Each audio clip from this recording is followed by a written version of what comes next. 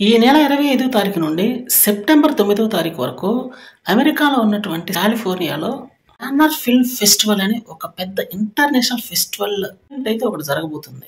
Event లో దేవరా మూవీని అయితే ప్రదర్శించబోతున్నారు. ప్రపంచవ్యాప్తంగా ఈ మూవీకి గుర్తింపు ఎక్కువ స్థాయిలో వచ్చే అవకాశం ఉంది.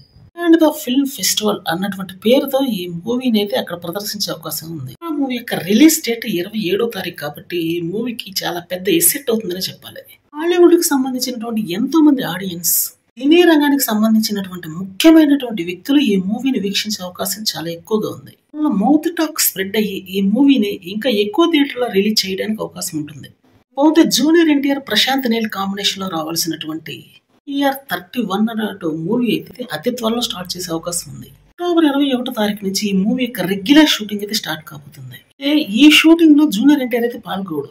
జనవరి 1 నుండి అయితే జూనియర్ ఎన్టీఆర్ ఈ సినిమాలోకి ఎంట్రీ ఇచ్చే అవకాశం ఉంది.